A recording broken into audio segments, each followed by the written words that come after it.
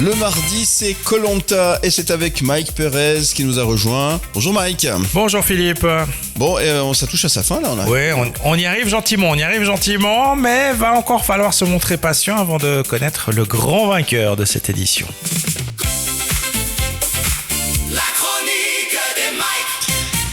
Allez, Koh-Lanta arrive gentiment à la fin de cette saison, de cette édition palpitante quand même. On sait qui sera sur les poteaux, parce que voilà, la semaine dernière, il y a eu l'orientation. Mais avant l'orientation, il y a encore eu ce petit duel de riposte. Si tu te rappelles, dans l'épisode précédent, Guillaume avait hérité d'une poterie qui lui offrait la possibilité de faire un duel de riposte face au candidat de son choix. Il avait donc désigné Daniel. Guillaume et Daniel se sont affrontés. C'est Guillaume qui a remporté ce duel, donc c'est lui qui s'est qualifié pour l'orientation. Et Daniel s'est retrouvé définitivement éliminé aux portes de la finale. C'est cruel, mais c'est comme ça, c'est le jeu. Donc, on en avait 5 qui étaient en lice pour cette course d'orientation. Clarisse, Cynthia, Guillaume, Hugo et Caroline. Le principe, on le connaît. T'es un peu lâché dans la nature, dans la jungle, sur cette île. Et il faut retrouver, avec quelques indices quand même, évidemment, des poignards. Un poignard, on n'a pas besoin d'en trouver plusieurs, faut en trouver un. Il y en a 3 qui sont planqués. Les 3 qui les trouvent sont qualifiés pour les poteaux. Alors, il faut faire preuve de sang-froid, de calme, de patience, ce qui n'est pas toujours évident. On le rappelle, nous, quand on est sur notre canapé, ça a l'air hyper facile. Il ne faut pas oublier que là, ils sont à plus de 30 jours. Ils sont à 35 jours de compétition, d'épreuves et tout, dans les conditions qu'on connaît. Ouais. Donc, c'est pas facile. Faut se mettre à leur place aussi, quoi. Sur les nerfs un peu. Ouais, c'est clair. Et parfois, il faut aussi de la lucidité. Et quand tu es à quelques mètres, voire centimètres du poignard, des fois, il est tellement bien caché que tu le vois pas et il te manque peut-être la jugeote nécessaire pour pouvoir le découvrir. Résultat des courses, c'est Clarisse qui a trouvé en premier ce poignard. Ensuite, il y a Cynthia qui l'a découvert également. Et puis le troisième et dernier à s'être qualifié pour les poteaux, c'est Guillaume. Il revient de loin parce que il avait déjà été repêché une première fois. Là, il a eu ce coup de chance de pouvoir faire un duel de riposte. Et c'est lui qui va se retrouver donc sur les poteaux aux côtés de Clarisse et de Cynthia. Donc Hugo et Caroline sont éliminés. Donc, on va retrouver ces 3 artistes. Mais il ne reste que 3 en fait. Il n'en reste plus que 3. Je te rappelle le principe des poteaux.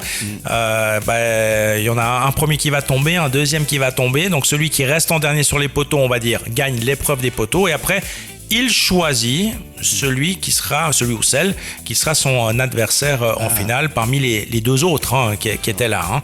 Donc même si tu tombes en premier du poteau, ça ne veut pas forcément dire que tu as perdu parce que tu vas peut-être être repêché par le vainqueur de l'épreuve pour la finale et ensuite c'est le jury final qui vote et qui désigne le grand vainqueur de Koh-Lanta. En fait, c'est peut-être pas plus mal de tomber assez vite des poteaux parce que tu seras forcément choisi pas forcément par celui qui reste parce que comme tu es moins bon, tu peux peut-être gagner finalement. Après, il y a de la stratégie qui va entrer en ligne de compte, ça c'est certain. Donc, le verdict, ce sera pas pour ce soir, parce que ce soir, il n'y a pas de Koh-Lanta. Voilà. Il y a un match de foot, il y a l'équipe de France. Ouais, c'est la Coupe du Monde. Je t'avais dit que ça allait changer les trucs.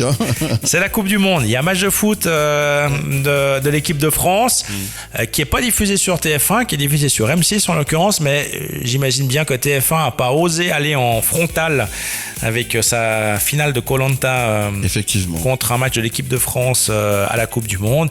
Donc c'est la raison pour laquelle l'épisode de Koh-Lanta sera diffusé la semaine prochaine. Donc c'est la semaine prochaine seulement qu'on verra l'épisode des poteaux. Et sur TF1, il y a Monk, c'est ça ? Ouais, sur TF1, il y a du remplissage. Vraiment. Mais tu regardes la grille des programmes de ce soir sur les chaînes françaises, il n'y a rien. Parce qu'ils savent que tout le monde sera sur M6. Quand je dis tout le monde, l'immense majorité des gens seront devant le match de l'équipe de France. C'est ça. Bon, merci Mike Perez. Et puis alors, pour suivre la suite de ces aventures, c'est dans 2 semaines, c'est ça ? Enfin, dans 2 semaines plutôt. Ouais, l'épisode c'est la semaine prochaine. Et puis nous, on en parlera un peu plus tard. C'est déjà l'été dans le Morac Show. Avec un max de musique. Morac Show.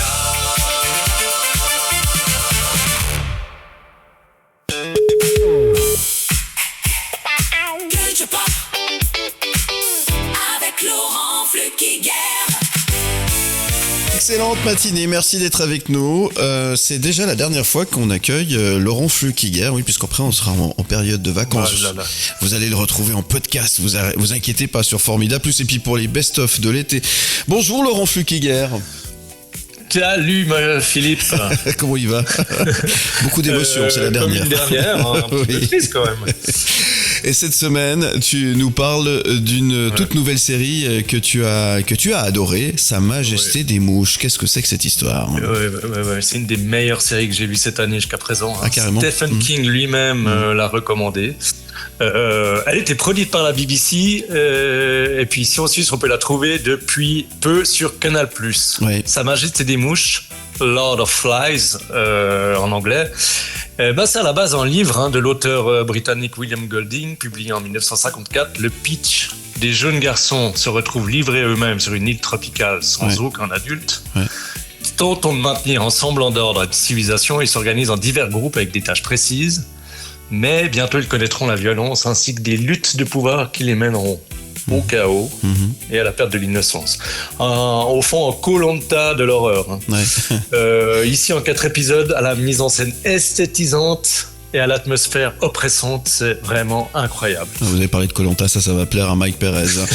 Et ce récit, même là, il a 70 ans, et il est pourtant terriblement d'actualité. C'est ça qui est fou. Oui, en fait, cette série s'inscrit dans une société où les jeunes perdent toujours plus leurs repères. On en parle quand même pas mal dans les médias et tout. On parle de masculinisme aussi. On parle de violence endémique, notamment quand il y a eu les manifestations après la victoire du PSG. Ouais, et puis, en fait, cette série, elle pose une question que Golding posait déjà en 1954 et qui n'a jamais été aussi actuelle. Est-ce la société qui nous rend humains ou la violence est-elle le tapis en chacun de nous? Et puis, c'est pas étonnant que ce soit Jack Thorne derrière cette adaptation. Jack Thorne, c'est le co-créateur d'Adolescence. Tu sais, c'est cette série Netflix phénomène de l'an dernier. Oui, tout à fait. Adolescence, ça montrait la chaîne cassée entre les adultes chargés d'éduquer et les nouvelles générations. Oui, c'est ça. Là, Sa Majesté des Mouches nous montre des enfants livrés eux-mêmes. Et on va voir combien de temps les plus faibles peuvent tenir face aux plus forts. Ouais. Autre point essentiel, c'est le casting de cette série. Ouais, les jeunes acteurs, ils sont tellement talentueux. Mention spéciale à Lux Pratt, 13 ans, qui joue Jack et qu'on retrouvera en Drago Malfoy dans la série Harry Potter prévue pour Noël 2026. Mais ils sont tous très bons. Et pour certains, c'est pour la première fois devant une caméra. Et je l'ai dit avant, la mise en scène est esthétisante et en effet, la plupart des plans sont pensés comme des tableaux. Il y a aussi de longs gros plans sur des insectes. Ça, j'ai adoré aussi pour couronner le tout. La musique a été coécrite par Hans Zimmer en forme. Ah, carrément. Voilà, Sa Majesté des Mouches, c'est 4 épisodes. 3h40 en tout. Ouais. C'est beau, glaçant. Collez-vous comme des mouches devant votre écran. Eh bien, merci pour ce conseil. Et donc, n'hésitez pas, effectivement, Sa Majesté des Mouches. Et c'est conseillé fortement par Laurent Flukiger, à qui on souhaite également un bel été et qu'on se merci. On se réjouit de te retrouver, mon cher. Oui, alors, avec plaisir pour moi aussi. Bel été à tout le monde. Voilà, et puis à très bientôt et merci pour tout. Et on te retrouve bien évidemment en podcast sur Formidable Plus. Salut mon Laurent. C'est déjà l'été dans le Morac Show avec un max de musique. Morac Show. Les sujets de Mike Perez. Mike Perez, tu nous parles de quoi ce matin? Aujourd'hui, je te parle des billets nominatifs. On va y arriver, c'est pas simple, des billets nominatifs. Oui, c'est pas facile à dire, effectivement. Dans le football qui pourraient faire leur apparition en Suisse. La chronique des Mike. Tu sais quoi, je pense que c'est une bonne chose. Parce que ça évitera peut-être des choses. Ça marche au hockey, alors pourquoi on ne pourrait pas le faire avec le foot? Et ça marche surtout dans d'autres pays. Parce que c'est vrai que pour essayer d'enrayer un tout petit peu tous ces problèmes d'hooliganisme, de violence, que ce soit dans les stades ou en dehors, mais déjà dans les stades, le principe des billets nominatifs c'est présenté en tout cas comme une solution. Alors il y en a qui disent c'est pas un remède miracle. En attendant, ça marche. Ça marche dans d'autres pays tels qu'en Italie. Si tu vas voir un match de foot en Italie, tu dois effectivement introduire ton nom, ton prénom, toutes tes coordonnées au moment où tu achètes le billet en ligne. Et quand tu arrives au stade, tu dois présenter non seulement ton billet, mais aussi ta pièce d'identité. Et je peux t'assurer qu'ils contrôlent. Hein. C'est pas juste ils font comme si. Non, ils regardent. Moi, ça m'est arrivé. Alors, une fois encore, pas moi personnellement. On était un groupe d'amis. On était allé voir un match à Turin. En l'occurrence, il y en avait deux, ils avaient réussi à croiser leurs billets. Et le gars à l'entrée a dit non, mais monsieur, ça joue pas là, c'est pas le bon nom sur le truc. Et il a dit vous avez quoi comme nom? Puis du coup, il a dit puis le problème a été résolu, hein, c'était pas un souci. Oui, ils surveillent. Mais ils surveillent, ils contrôlent, et ça marche très bien. Et quand j'entends dire ouais, mais ça ralentirait le flux pour rentrer dans le stade et tout, excuse-moi, en Italie on parle de stade où il y a 30, 40, 60 000 personnes et ça marche. Chez nous, il y a 5 000, 10 000 spectateurs en Suisse romande quand tout va bien. Tu veux pas me dire qu'on n'y arriverait pas. Ouais. Donc ça, c'est une question de volonté aussi.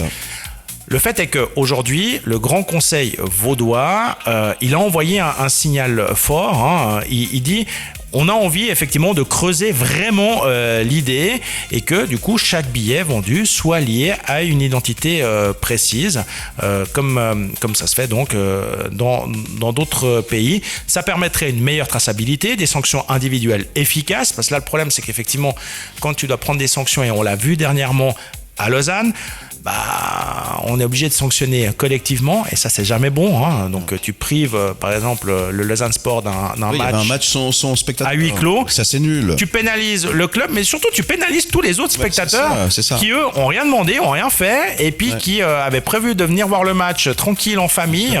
C'était un samedi après-midi, il faisait beau et tu te retrouves en fait privé de match de manière effectivement un peu injuste en quelque sorte et puis finalement complètement arbitraire. Donc on le sait, les clubs de football en Suisse en tout cas ils sont pas très chauds pour aller dans cette direction. On sait les raisons?